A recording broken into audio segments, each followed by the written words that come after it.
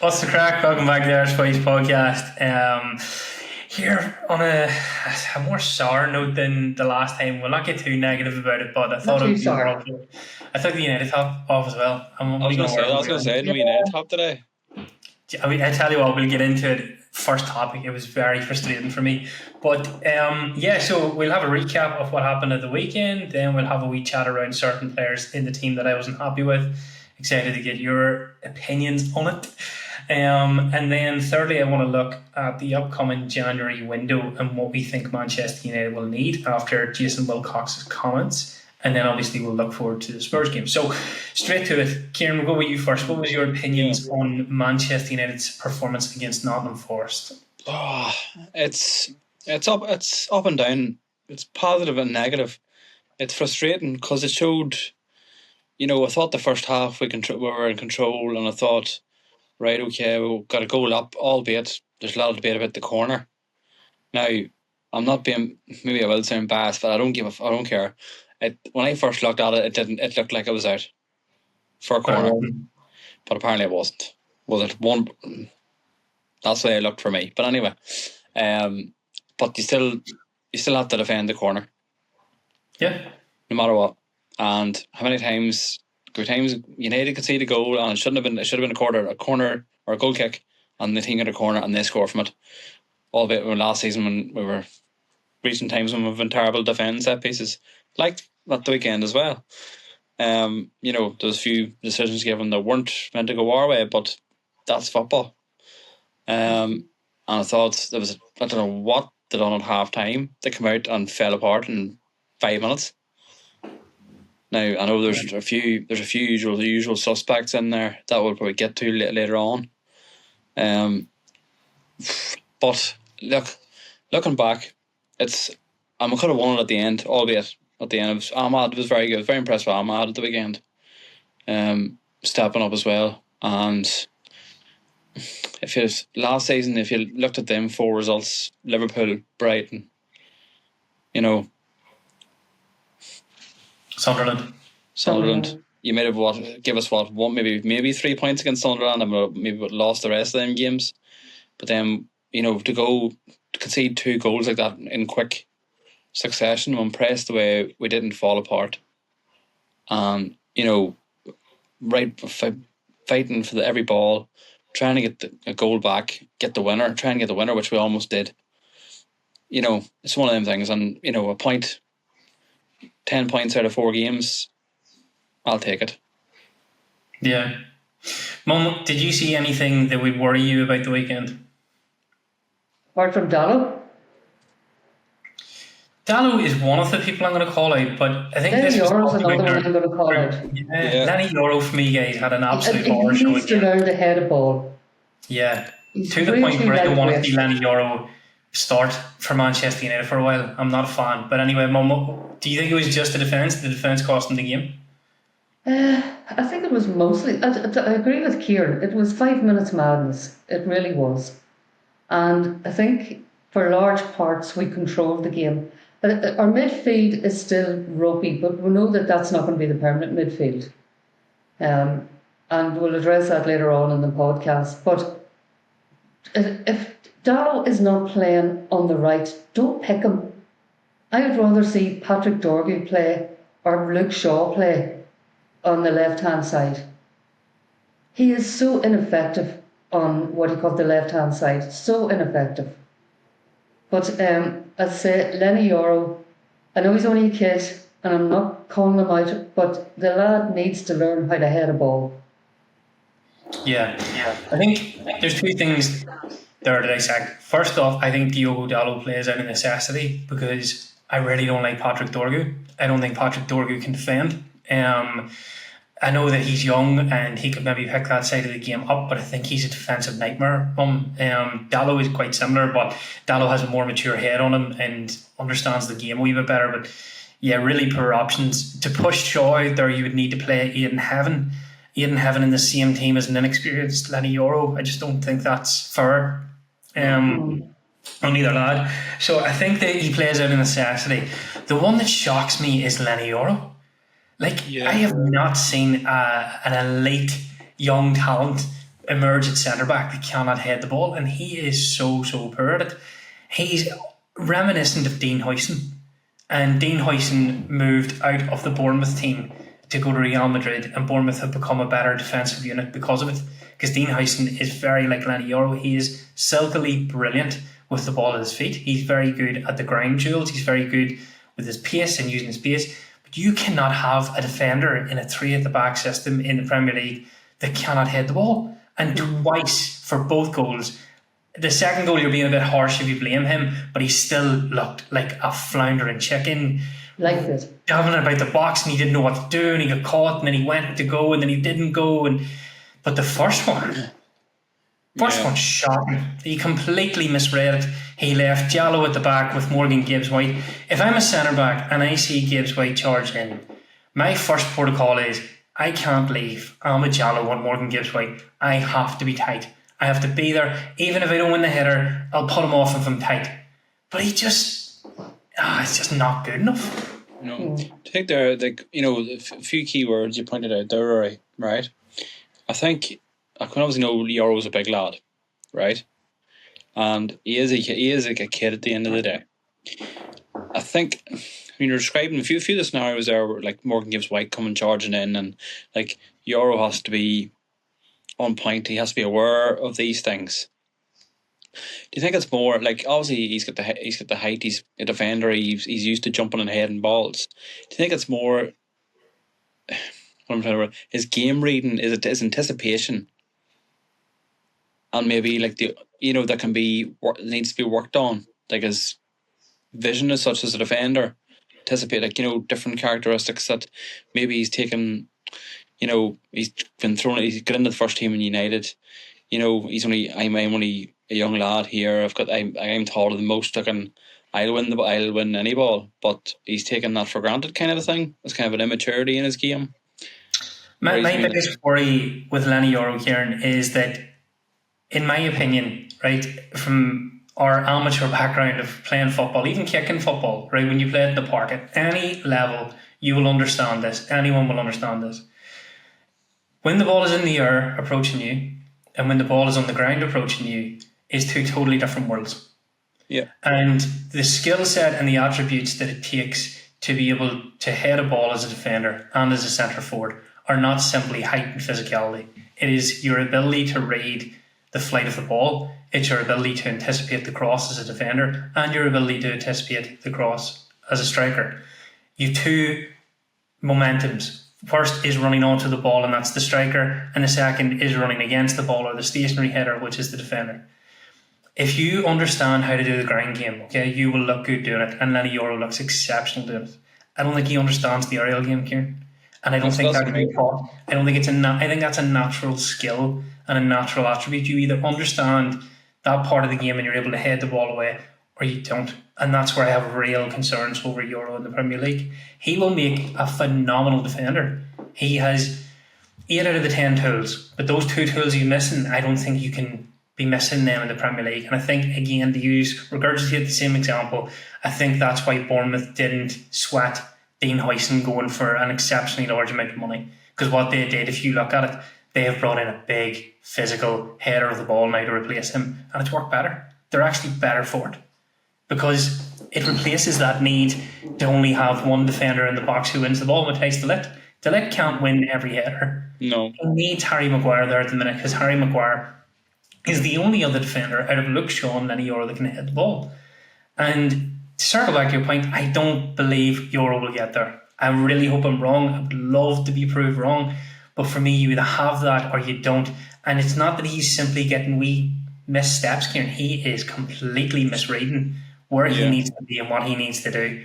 And I just don't know who in that coaching setup could be like, right, lad, let's go back to schoolyard football, and this is what it's like when the ball comes into the air. What are you going to do? Segregate him from training and keep firing the ball at him until he learns how to hit the ball? Whatever it takes. It's just it's a glaring weakness in his game. I think with his age, he does have the benefit of the doubt at the minute. He's only 19. I could be completely misreading it. It could be physicality. Maybe he doesn't feel strong enough to go up against other defenders. Maybe, But this isn't the third or fourth time I've seen Lenny Yoro concede a goal now in a Manchester United top because he has misread a cross. It's consistent. Since Ruben Amorim has come in, it has been consistent. I think Lenny Yoro looked much better under Erik Ten Hag for the few games that he played than he did under Ruben Amorim. I think he's. It could be that he's not understanding the three at the back yet, or his positional duties, or it could be that it's just a weakness in his game. He's going to face. We are seeing a Premier League this year that has regressed in terms of its style and identity, I think. Mum, this would go to you because you've seen football much longer than we have. What I'm seeing in the Premier League is a focus on set pieces, including the long throw-in. Yeah, the long throw-in's back. Yeah, the long throw-in is back. It wasn't for. And why not? Do you remember your man? Was it Rory Delap? Rory Delap. Yeah, and it is. Yeah, it's gaining success. For some teams, you look at Arsenal. I seen they're all throwing in the corners. Sorry, Rory. I heard two teams being referenced in TalkSport and it meant nothing to me because I was either too young or I don't remember watching them. And they were saying Wimbledon and Sheffield Wednesday when they came in.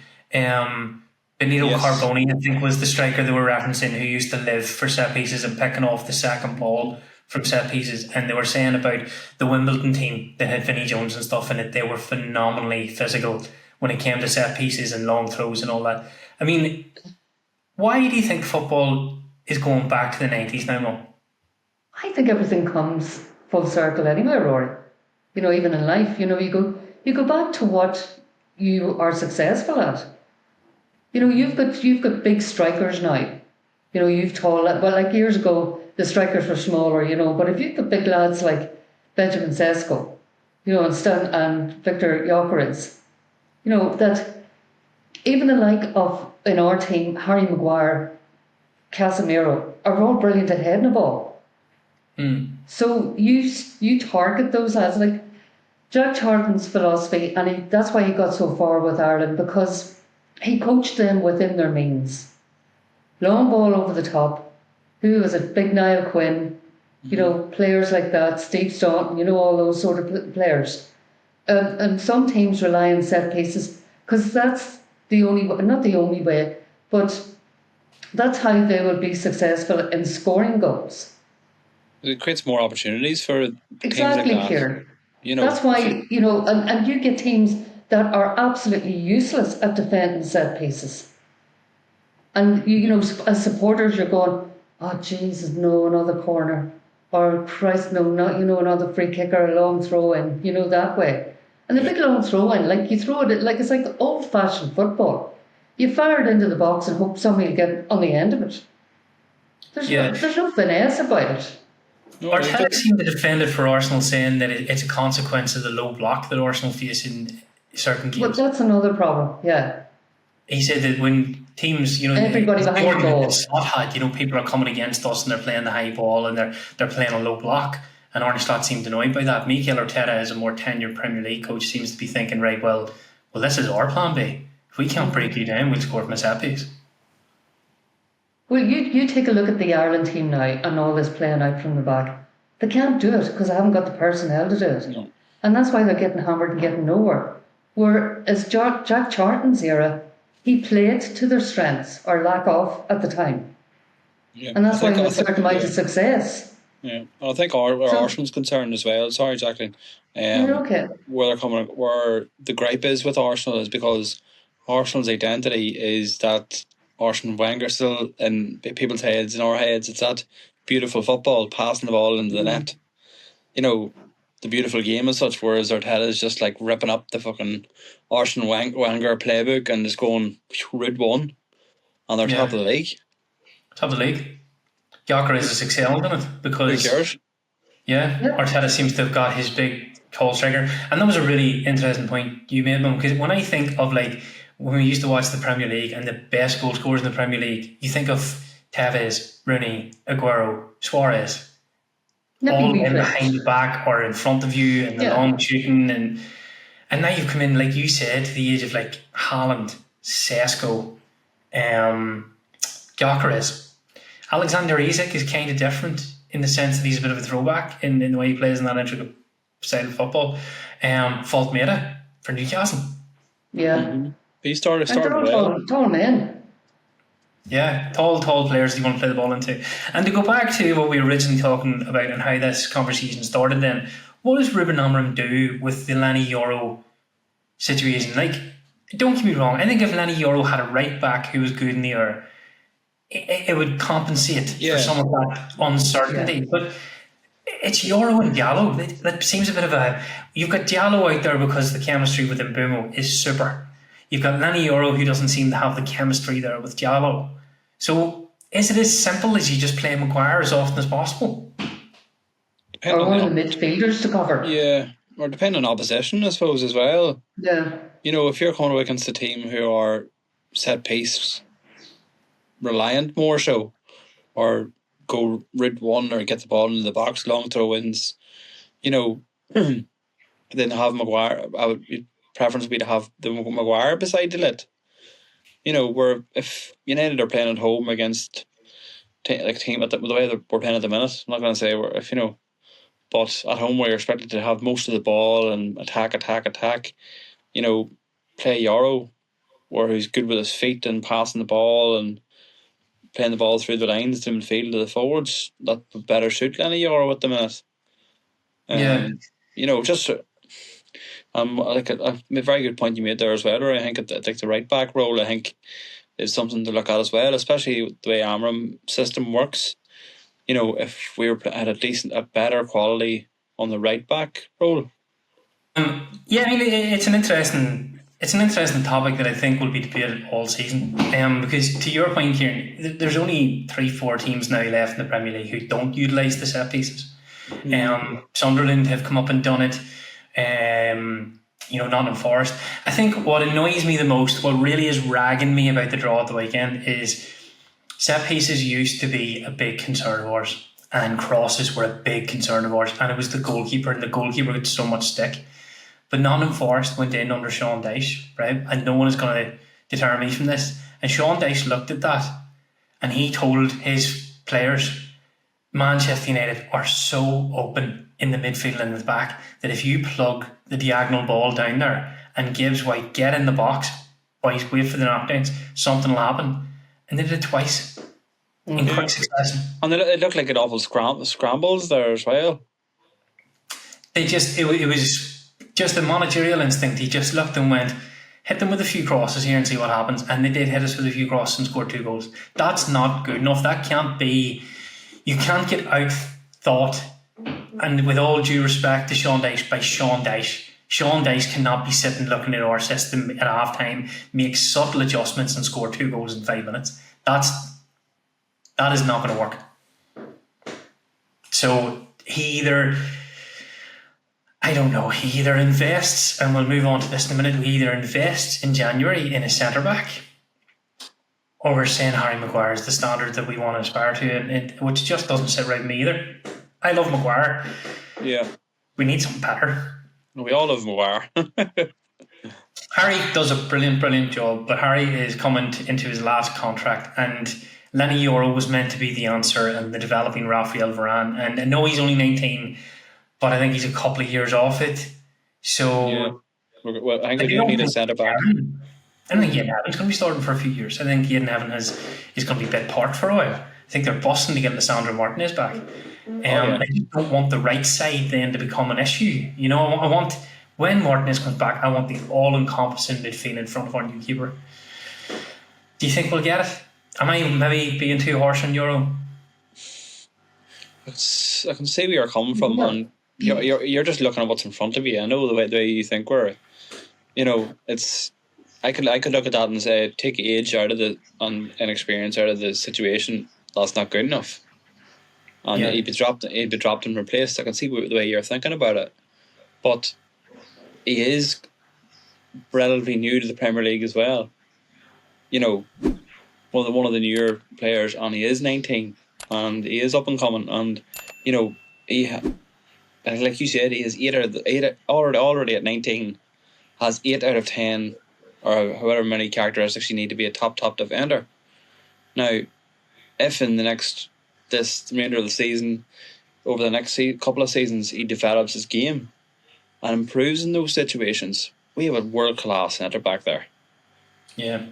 He is brilliant in every other aspect. Yeah, absolutely. And it's we don't have much else to compete for him to compete with, as well as the other question. And to looking at bringing players in, does he buy another centre back? I think because at the minute now, obviously when Martinez comes back, you're going to want to push Luke Shaw out to the left wing back role, which I think would be a good move. I think if he stayed fit, he looks sharp, he looks well. Same with Mason Mount, thank God, stayed fit.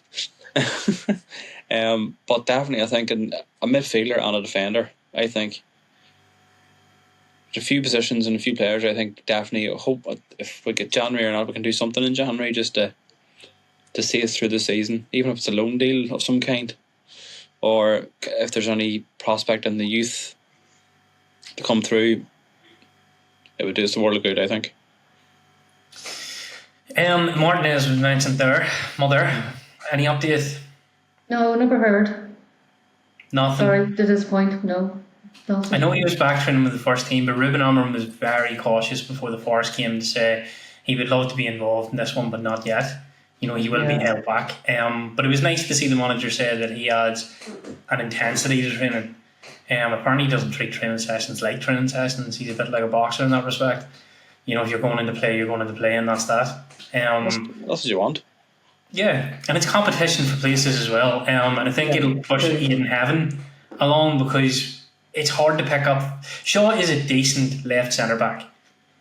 I don't think he's a good left centre back, but he's a left back for me. I can't wait to see Shaw released in the left wing back role, and I think that's why they're constantly playing Shaw, so that he stays match fit, 90 minutes of sharpness, and then he just transitions back out into the left wing back role. So to that, we'll move in then to from what we've seen in the past 4 games, which has been our most positive spell. We've had 3 wins, and then the fight back to draw with Nottingham Forest, I think, was really, really positive. Okay, where do we see the weaknesses still in the Manchester United setup? We've talked about left back, but I think Diogo Dalot will not play left back. I think it's Luke Shaw. Okay, Martinez will play left centre back, and I think fully fit, it's going to be De Ligt and Maguire in front of Lamans. I think Amad Diallo will consistently be chosen over Dalot on the right hand side. Yeah. The front line picks itself, and then you've got Fernandes and Casemiro. So do we see the weaknesses? Where there would you look to be strengthened in January if you could get a first team player? To me first. Yeah. Thanks very much. You're welcome. It's midfield, I think. I think we need to strengthen midfield. We've had a good run. Don't get me wrong, it's been positive. The whole team's been fighting for every ball. We've been getting goals, beating Liverpool at Anfield, broken the Brighton curse. Could have snatched the win there away at Forest. It's been working at the moment, but I still think Bruno Fernandes should be deployed further forward. Isn't the long-term answer for the centre midfield position. Casemiro can only play for 60 minutes. Now, I've been impressed with Casemiro this last number of games. I think we all pointed to the shape he's got himself into during the summer, and I think the work he's done over the summer is paying off for him at the minute, and he hasn't been getting any silly red cards. Touch wood. I'm saying nothing there. It's having that. I think to have that quality or even starter beside either the Bruno or the Casemiro, like an Anderson. He was absolutely brilliant there for Forest. I think if you look at the Forest game there at the weekend as an audition, if you look at United when they played Brighton there as an audition for Baleba, I'd be going for Anderson all the way. Well, there's talk that they are preparing an offer in January for, is it Elliot Anderson? Yeah, I've read that apparently we are going to be active in January. Yeah, but apparently also that Forrest are looking 80 million for him. Oh, of course, he's English. Yeah. There is a tax for the English players. I'd say Elliot Anderson's worth maybe 50, 60 million in the current market. and then you add 15, 20 million on because he's English, mum. It's just always the way. If you want to buy an English talent, an English international and go Premier League to Premier League, buying from your competition, it's going to cost you. But he looks a brilliant footballer. The good news is, sorry to interrupt, Rory, that according to sources, that he wants to move. He's prepared to go to United. That he wants to make that move up the ladder a bit. I mean, I would go for both. Well, that's the crack. That's the gossip. They are trying for Elliot in Anderson, in January, and they're going back in for Baleba in the summer. Yeah, I would take both. I don't think you can eat both. I don't think you need Anderson and Wharton. I think they're both the same player, and that's why only one gets picked for the England setup. I think they both break up play well and they dictate pace well, but you need a... Did anyone watch Moise Caicedo the other night? No. He was like a wrecking ball. He just was phenomenal. He he reminded me of prime Kante. Yeah, covered every blade of grass, broke up everything. There was one thing where... that, you don't think? Pardon? Anderson, at pressing. He presses well, but he's a more... He's not as good at the defensive side of things as I think a Carlos Baleba or a Moise Caicedo is. You want to see Caicedo the other night. He was like a man possessed. I don't know what it was about that game the other night, but he just covered every blade. There was one point where Enzo Fernandez was trying to get back to the ball and Caicedo passed him. He just passed him. He just came and just took man, ball, everything. Was a free kick, but I looked at it and went, if you're a Chelsea fan, you'd be sitting going, yes, that is what we need. His interception for the goal was just tireless run. He just run. It wasn't... It's not hard to play the whole of midfielder role. You do need to be quite an astute tackler, but just put the yards and the minutes in, and Caicedo has that.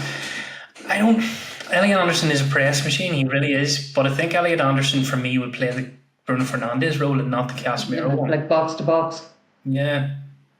The one thing that I would say is I think if Elliot Anderson and Adam Wharton were in the same team, they'd be very similar. Although there's a Carrick Scholes feel about that. Elliot Anderson, I would say, is a more Michael Carrick rounded kind of player, but Adam Wharton's field of passing is just again there at the weekend. He's ridiculous. Yeah, beggars can be choosers. Like, either or for now. If you get something in January, we'll be laughing. I think if you get Elliot Anderson, I think Elliot Anderson's the more likely because Forrest have been through a rough season, really rough season. They've changed. They're on their third manager this season. They're a bit chaotic, and Elliot Anderson must be looking at it going, okay, all the good time vibes of playing European football and stuff is dissipating now because I thought we were going to kick on, and we're not. We're looking like we're going to be down the table, out of Europe. It's all the dreams of Forrest becoming a big club again is gone. So I want to play for a big club. I'm going to move to Manchester United. I don't think Adam Wharton will have the same feel because Palace are doing really well. And Baleba, Brighton won't sell because Brighton are a big club and they'll hold on to him. So Elliot Anderson in the summer, or Elliot Anderson in January with a view to sign another one in the summer is really, really positive. But I don't see Elliot Anderson just going to United. I don't see United being the only team in from, do you?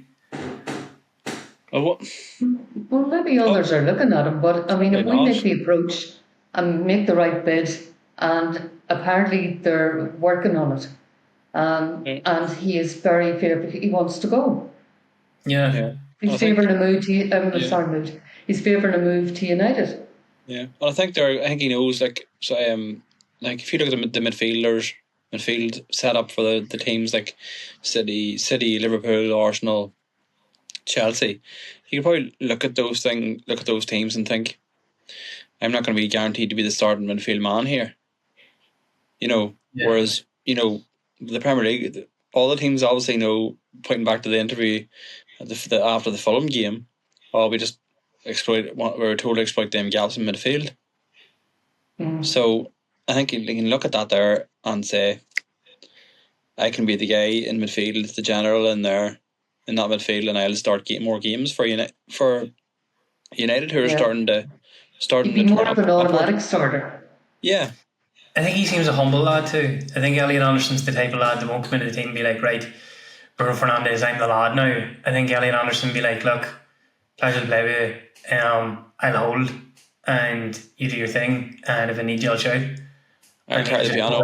This type thing, and just he seems a pace setter. Elliot Anderson, a pace setting midfielder that he just dictates the flow of play. He breaks up the ball really well, as you say. Mummy presses really well. He's quite a steady passer. He rarely gives the ball away, and he has good vision. Elliot Anderson, to keep the things ticking and just be in the right position at the right time to relieve people. Kind of like, right, give me the ball, I'll let off here, and that what Casemiro tries to do for the team, but maybe doesn't have the legs to do for 90 minutes. So I'm really happy with Elliot Anderson. I'd be really happy for Manchester United to sign another English star. I think I said this at the start of the season. I'd love to see a more British influence of Manchester United, like the years of old, where like you look at Shaw and you look at Mount, right? And Shaw and Mount's he's not ripping up trees, but he fights like a dog when he's on the pitch. He's just so tenacious, and Luke Shaw is really tenacious. So is Harry Maguire. They're just dogged, and that only comes from like understanding the league and understanding you need to be up for every game. And having played in the league for seasons upon seasons, I think Elliot Anderson's a really, really good addition if we can grab him. Mm-hmm. Yeah. I think, like we spoke about it last week, there could be some funds available in January. Napoli looking to keep Rasmus Højlund in that, weren't they, Rory? Yeah, Rasmus Højlund, they want to sign him in January, yeah. They want to push ahead with that. So that's, if you suppose that they might get the funds in January, but I suppose if they're expecting the funds and say, yes, we're going to buy for 44 million or whatever it is, that money will be on the books by the end of the financial year, then they'll have some wiggle room there, I suppose, to get a midfielder in. Yeah, I don't know why they're paying it early, but apparently they like him and he likes them, and they want to make him the assurance that he is the new main striker at Napoli. So he has asked to stay, and there's talks that Napoli could do it in January, could push ahead with it quite quickly, get the deal done, and Højlund would be their new striker then. I think the fans have taken to him as well because of the effort we've seen him put in for ourselves, albeit it didn't come to fruition, but he does work very hard on it. Napoli seem to be respectful of it. Is there anyone else kind of lurking around other than Elliot Anderson? Have we any chance, or is it dream scenario of Mark Gahey? Yeah, what the chance? I seen a flicker that United were going to compete, that they were going to put their hat in the ring. That's who they're looking at. Apparently that's who they're looking at. Yeah, I know. I'd give him the captain's armband as soon as he turned up the training. Here you go, Mark. Well, he's just exceptional, isn't he? He has come on leaps and bounds the past few years. And he's still young, isn't he? Mark Gahey. Yeah. Mark Gahey's like 23, 24. 23, 24, I think, yeah. Yeah, there's a player there for the next 3-4 years. I just think that Real Madrid will make a big money offer for him. Liverpool will be sniffing around as well. Liverpool are definitely going to go for him. He was a Liverpool player, albeit in the summer till Palace shut it down. No, but United are seriously considering Mark Gahey. Yeah. So that's where priority. Yeah, that's what threw me off, because I know Liverpool were so close to getting them. I'd love to have Mark Gahey in the team. I think he walks straight into that right-sided centre back role. But I think Liverpool's or Real Madrid's going to take him. Mark Gahey plays on the left side of the three to accommodate his teammates who are both right-footed, because he feels comfortable with both feet. Mark Gahey's natural foot is his right foot, but for the sake of the team, he plays left centre back like a fucking baller. That's talent. Yeah, and he's a team player. Yeah. He allows Chris Richards to play on the right side of centre back because Chris Richards doesn't feel comfortable on his left foot. Just read that there now. Right. Yeah, he admits to self-attack. Chris Richards didn't feel comfortable at the start of the season, even though he was bought to play left centre back. And Tyreek Mitchell and Mark Gahey are friends. And Mark Gahey said, "Look, I will play left centre back for the good of the team." So he started there this season, and he's been exceptional. So he's been kept in left centre back by Oliver Glasner.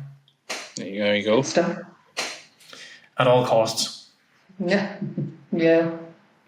Do you know what I mean? If you Mark Gahey, Matthijs de Ligt, and Lissandro Martinez, Lamans behind him, you could play Jallo because Mark Gahey has Tyreek Mitchell over there, and with how good Gahey has no flaws. He's brilliant in the air. He's brilliant on the floor. He's quick. He can pass. He's brilliant. He's England's big hope of winning the World Cup, I think. Well, he's one of them. Yeah, if he can strike a partnership up there in centre back with John Stones, I think they could win it.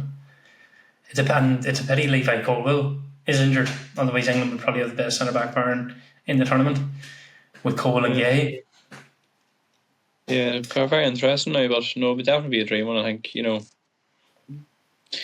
But midfield, I think, is the most important at the minute. Yeah, I think a midfielder's coming. I think they are already putting the groundwork in. Jason Wilcox spoke like a man who was already working things out. Yeah, I read that. Yeah. I seen Did they not say that they're working with the data team and they're working with Ruben Amorim and they're working towards January transfers? Already, yeah. That they're prepping, they're doing all the prep work now, all the groundwork. Mm-hmm. They would know what is going. There's a vote coming up on the PSR rules and whether they're sufficient for the Premier League or on a rule change. Do you think they kind of know what the feelings are of the other owners amongst the leagues and they kind of know what's coming? And if the rules were pushed through, they're confident that whatever they spend in January won't annoy next summer? Yeah. I'm just reading what he said here in Sky Sports. It's like it's not about putting the Harlem Globetrotters together. It's like successful players are like functional that work hard for the badge. Mm. And then you throw in a few Mavericks like Cantona and stuff like that. Who did I see being interviewed recently? And they said that they were going to sign for Manchester United until they spoke to Ed Woodward. And Ed Woodward didn't talk about trophies, legacy, or playing style. He simply talked about the acquisitions that Man United were going to make. And that put him completely off. I can't remember who it is. But it was a recent interview. It's in the past couple of weeks. They basically said that it just showed where Manchester United were at as a football club. Did they not say that to Jurgen Klopp, that United was Disneyland? Klopp. That was Jurgen Klopp, wasn't a footballer. Yeah. It was Klopp. All they talked to him about was who they were going to buy and what they were going to do. And we can do things other clubs can't do and all this bullshit. And Klopp just went, no. Yeah, it's not for me. I'm the underdog story. But looking forward then, guys, to the weekend where United play Tottenham Hotspur. If they had played the Tottenham Hotspur of last week, I'd have been delighted. But I thought Spurs were absolutely phenomenal last night against Copenhagen. They were scary. They played free-flowing, attacking football, and after all the nonsense of last week, the blank the manager, what's going on Spurs, the doom and gloom coming out of Premier League clubs this season, the media needs to stop. Every wee result is a fucking crisis, and Spurs were falling apart. Nobody respected the manager. Thomas Frank's in trouble. Van de Ven, blah blah blah. 4-0 against Copenhagen. Did you not see Jimmy Carragher Monday Night Football against when United drew? No, I didn't see. I intentionally didn't watch Monday Night Football this week. Did he go off on one? Why? About the Ruben Amorim system and tactics. As soon as United got a draw, there was a whole big segment on Monday Night Football. United had nothing to do with the match. It doesn't work. That's the media for you. They live on doom and gloom, don't they? They live on negativity. And you've Gary Neville, United legend, Premier League Hall of Famer, whatever. But he says, "Oh, I'm unbiased, but I'm a Manchester United fan." But taking out Sesko, it was a bit. Yeah, he's the worst culprit, or one of them. Yeah, it's a bit over the top, and then against club. And then that feeds into the media and the social media and all, and it just creates this, like you were saying, Ray, the media and the bad negativity from when something goes wrong or there's one loss. It's one result away from crisis, or they're going well or success. It's going to be what can they do this season, and they're going toxic. Down. It's just any wonder players can cope with the Premier League. It's difficult. Media and the journalists as well, I think. Is he wrong on Sesko? I think he is. I think he's a bit harsh. Yeah, I think so as well. Pretty wasteful at the weekend, guys. At the weekend, he didn't have a great game. He wasn't. He will be for a while, but it's only his first few months in the Premier League, Roar. Same as Gyökeres. Yeah, he's a big target that they're not targeting. You know what I'm saying? Same as Gyökeres, same as Voltmeda. Them two seem to have settled seem to be putting the goals in for both their clubs. Sesko to me looked like a scared lamb at the weekend. Oh, there was a couple of chances he fluffed his lines big time. The touch when he was put straight through. Yeah. I was like, And it was Clooney, you could see Clooney saying to him, hit it, Clooney was saying to him, hit it first time instead of taking that extra touch. But you shouldn't need to be told that. No, you shouldn't as a professional footballer. Definitely Not a £70 million striker, like. No. I think Sesko's been poor so far. I like Sesko, I really do. There are touches of sheer class in Benjamin Sesko's game, but as a goal scorer, he's just not doing enough. I thought the weekend was the time to make a name for yourself. There were a few chances there, and if he bags them, it doesn't matter what Forrest did in that 5 minutes of madness. You know, it's the Benjamin Sesko show, and he's keeping up with Gyökeres and stuff. But by doing that, by fluffing those chances, he is going to draw comparisons to Rasmus Højlund, and people will look at the coaching and saying how is the Man United strikers can't seem to perform. But look, he still, in my opinion, has ample time to get himself in shape. It's just he doesn't seem to have. He played like a player that hasn't settled at the weekend for me. Yeah, I think that was. I agree with you. Yeah, I think in my opinion, you take that game out and he's scored a couple of goals and he's made a goal and he's linking up play and everything. He looked like he was settling. And if you take that Forest game out of it, so I think he has it in him. And he's not that. If you look at like goal contributions between Sesko, Gyökeres, they're not that much far apart. And then you have Haaland, who's just a freak at the minute. Do you know what I mean? So Haaland's had the seasons on them. So Haaland, it's not fair to compare Haaland, but the mark of a great striker for me, and again, he's only in through the door. So he has, again, the whole season to prove this. But a great striker for me is someone when you're struggling in a game who just plucks up and gets you that goal, pulls you over the line, just gets that one flicker of an opportunity, puts it in the back of the net, and you're like, oh, we can relax now. And if Sesko keeps fluffing his lines a bit like Højlund did, he will, almost like a goalkeeper making mistakes, he will unsettle the team because frustration seeps in. You're like, well, we're giving you the chances. Yeah. You need to start putting these away. And he's far from that at the minute. I'm saying Gary Neville is going to be harsh, but I've said this from the start with Ten Hag, Amram, with everyone, don't give them the opportunity to be. And he gave them the opportunity at the weekend. The first touch, the one he fluffed with the first touch, I thought was just so poor. Yeah, and yet he can pick the ball out of the air with no problem at all. Oh, his chest That control. play is superb. such skill control. He's very Zlatan-esque, isn't he, with his wee... Yeah, he is. Right, He's time brilliant, flicks and Zlatan, yeah.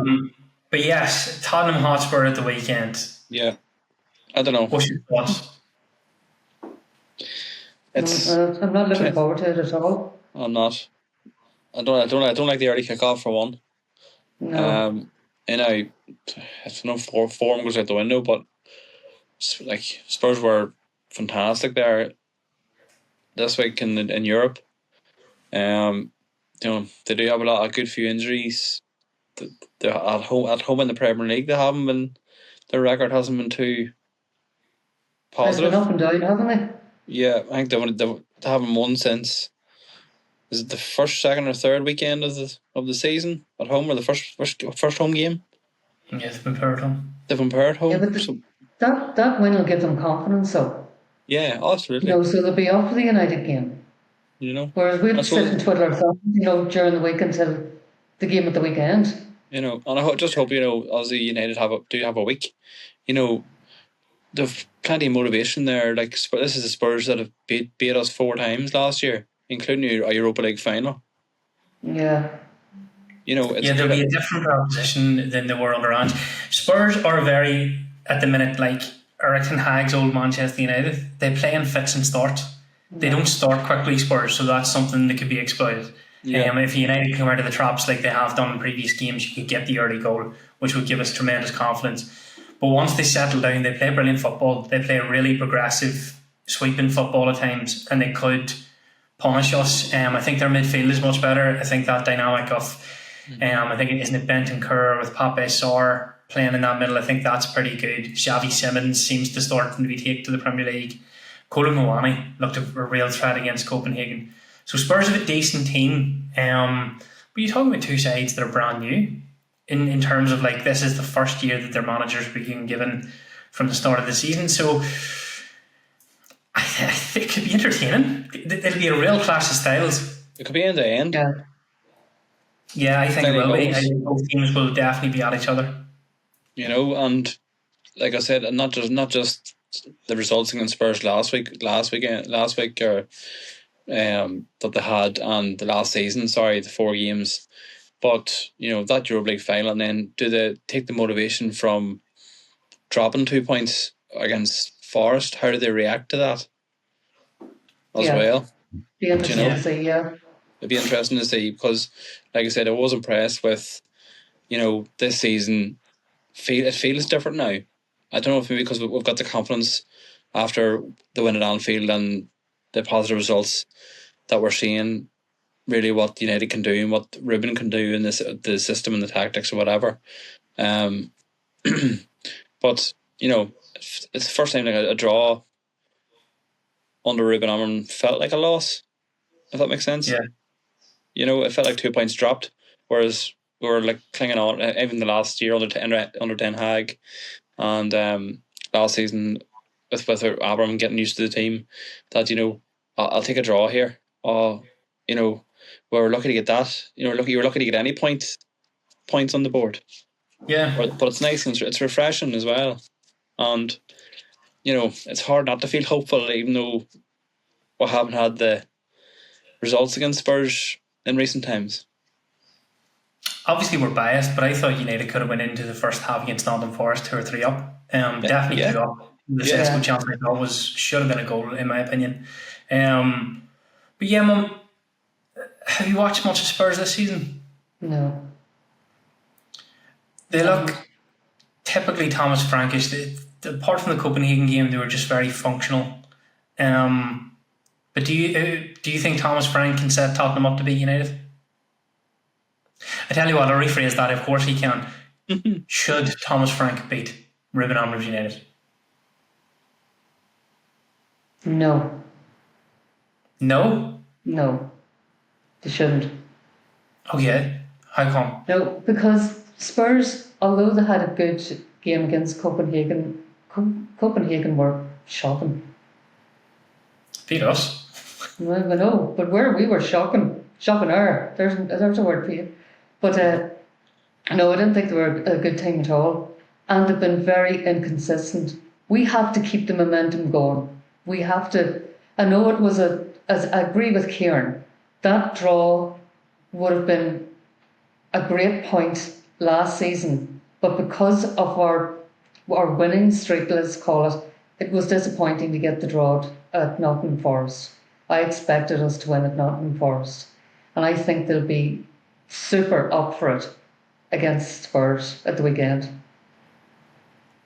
If they can beat Spurs, how far we've come. Spurs has had a good midweek result, right? It'll just prove how far we've come and if we're on the right track or not. Yeah, dare I said, if United can go 3 games in the bounce, right, 3 wins against good opposition. Yeah. Liverpool, Sunderland, Brighton, Nottingham Forest under Sean Dyche, new manager bounce, sitting all off that the sort of city stuff. ground. Yeah, bit of hardship there in that game. Let the game slip on themselves, maybe a bit of arrogance after the 3 wins. If United can beat Spurs, I think Manchester United could finish top 4. I'm smiling when I say that, I don't know why. But I think if Man United can get to January and stay in around the top 4 and sign a midfielder, not just a midfielder, with Sandro Martinez coming back, establishing himself in that left centre back role, and Luke Shaw playing left back, I think it's there. Yeah. It could happen because the teams around us aren't. There's no 2-3 teams running away with that's going to get 90 odd points this year. It's far more competitive for now. Anybody can beat anybody, and that was always the settling point of the Premier League, and I think that's the way it feels this year. Yeah, you can see it starting. Yeah, you can see it starting to creep in the last couple of seasons, where on any given day, week, any team could beat anybody. Yeah, true. And like, Rory, if we do win, we go second. I know that. I Are mean, we the first kickoff? Yeah. Half Yeah. 12. it's literally anybody can beat anybody. You look at the crisis club at the minute, Liverpool, the dire straits that they're in. They're the only team to beat Arsenal this year. Yeah. The mighty unbeatable Arsenal were beaten by Liverpool. But score predictions. You can go first, Jack. Say, Oh, say, thank you, Kieran. say. 2-1. I think 2-0 to United. You don't think Spurs will score? No. Mm. No. Oh, I'm going to steal yours, Mum. I think it's 2-1. I think you could see another repeat of Liverpool where we score, Spurs score, and then we sneak a. United have finished the games really strongly recently. Really strong. Yeah. The bench is starting to pay And the dividends. fitness levels seem to be high. You know, Yeah. as you say, they're finishing the game strong. Yeah, being able to alternate the midfield, alternate the attack gives you the fresh legs in the end, and then they push for those final goals. Jallo could have had it against Forrest. Kieran? My heart says 2-0 United. My head says 3-3. 3-3. Part of me was going to say 1 each, but I went 2-1 United to be positive. Or 2-2. 2-2. I don't know. I got the score draw. I don't know. I just.